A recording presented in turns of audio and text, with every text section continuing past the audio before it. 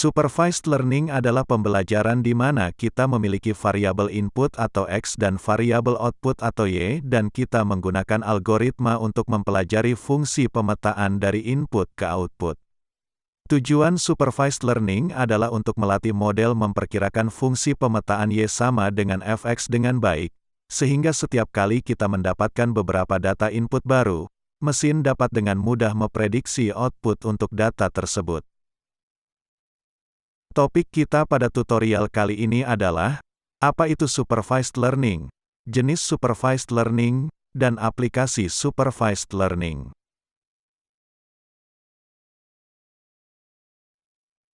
Dalam supervised learning, kita melatih model dengan kumpulan data berlabel yang berarti data memiliki masukan mentah dan juga outputnya.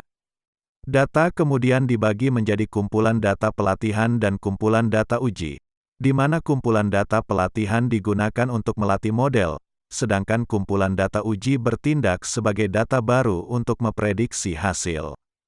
Kategori ini disebut sebagai supervised learning karena proses pembelajaran algoritma dari dataset pelatihan dapat dianggap sebagai seorang guru yang mengajar murid-muridnya.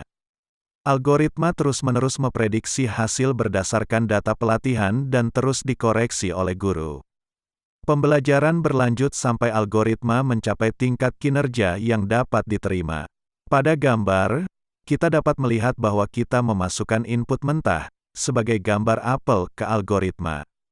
Kita memiliki supervisor yang terus melatih mesin atau memberitahu mesin, bahwa itu apel atau bukan apel. Jadi proses ini terus berulang, sampai kita mendapatkan model akhir yang terlatih. Setelah model siap, model dapat dengan mudah memprediksi output yang benar dari input yang tidak pernah terlihat.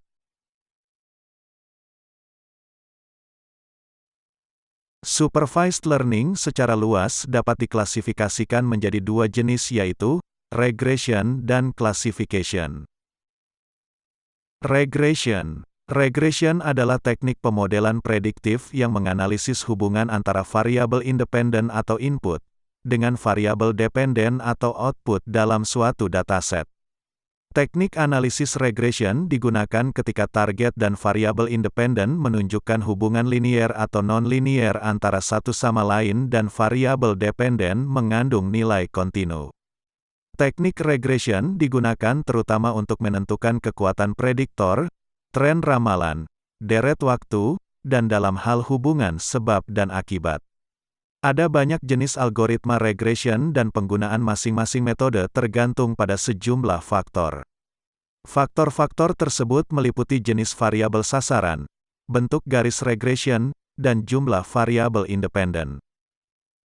Berikut adalah beberapa algoritma yang bisa digunakan untuk masalah regression: linear regression, naive Bayes, k-nearest neighbor, decision tree, random forest, dan support vector machine. Classification adalah proses mengkategorikan kumpulan data ke dalam kelas yang dapat dilakukan pada data terstruktur atau tidak terstruktur. Proses dimulai dari memprediksi kelas titik data yang diberikan. Kelas sering disebut sebagai target, label atau kategori. Pemodelan predictive classification adalah tugas mendekati fungsi pemetaan dari variabel input ke variabel output diskrit. Tujuan utamanya adalah untuk mengidentifikasi kelas atau kategori mana data baru akan masuk. Masalah classification yang paling umum adalah pengenalan suara, deteksi wajah, pengenalan tulisan tangan, dan classification dokumen. Ini bisa berupa masalah classification biner atau masalah multi-kelas. Berikut adalah beberapa algoritma yang bisa digunakan untuk masalah classification. Logistic regression, naive Bayes, k-nearest neighbor, decision tree, random forest, dan support vector machine.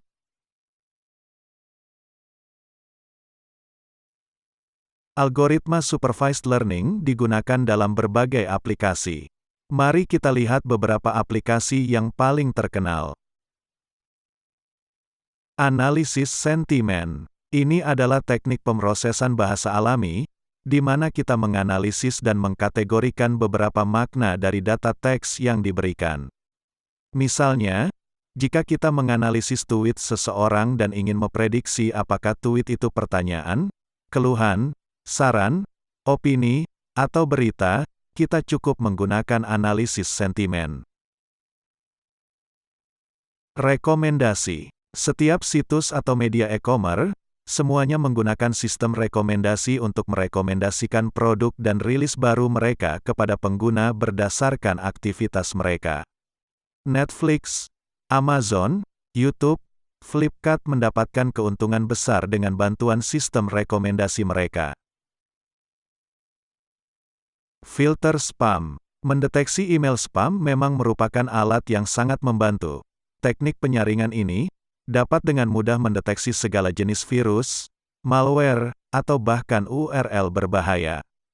Dalam studi terbaru, ditemukan bahwa sekitar 56,87% dari semua email yang beredar di internet adalah spam pada Maret tahun 2017 dan mengalami penurunan besar dari pangsa spam 71,1% pada April tahun 2014. Jadi, dengan ini kita sampai di akhir dari tutorial tentang supervised learning. Jika kalian memiliki pemikiran untuk dibagikan, silakan tulis di kolom komentar. Nantikan lebih banyak video tutorial berikutnya.